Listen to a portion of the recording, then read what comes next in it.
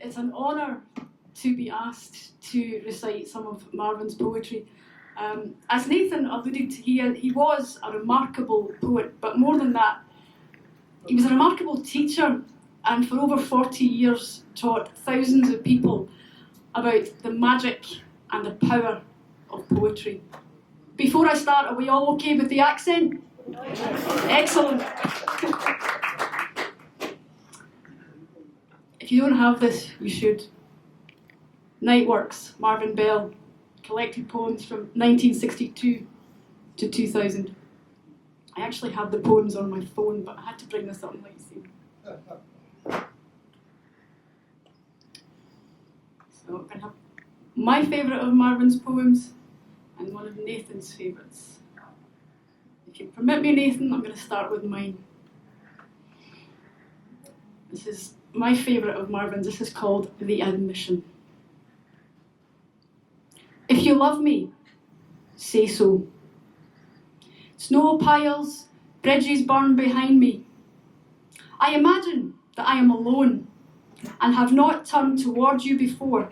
So before I forget that I had not thought of turning toward, to tell you, and to tell you to tell me. The surroundings affect us. It is a cause for love that you call it something logical, taking pleasure in our finding ourselves here. Tell me landscapes are frames of mind. I believe words have meaning. No gift will do. Tell me what it means to you.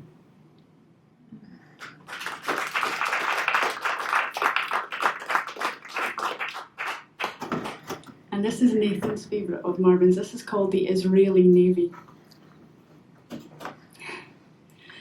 The Israeli Navy, sailing to the end of the world, stocked with grain and books black with God's verse, turned back rather than sail on the Sabbath. 6 days was the consensus, was enough for anyone. So the world, it was concluded, was 3 days wide in each direction, allowing 3 days back. And Saturdays were given over to keeping close. While Sunday, the Navy, all decked out in white and many-coloured skullcaps, would sail furiously, trying to go off the deep end.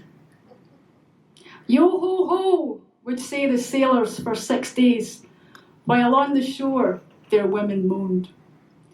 For years their boats were slow and all show, and they turned into families on the only land they knew.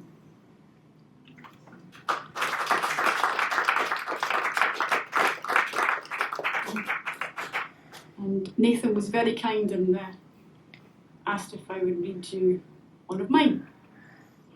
There's been a lot of loss in the last 18 months. Physical, psychological, material. And that was the seed that started this poem. This is called The Aftermath.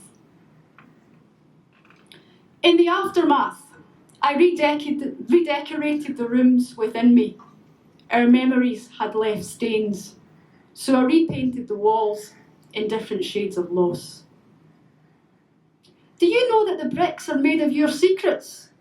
They seep through the cracks like rain, a steady flow of whispers, an indistinct murmur keeping me awake. And yet, in this aftermath of blood-splintered bones like stolen elephant bones, there will be a reckoning, a carving of new foundations, fixing my broken pieces into new, imperfect, hopeful arrangements. Thank you.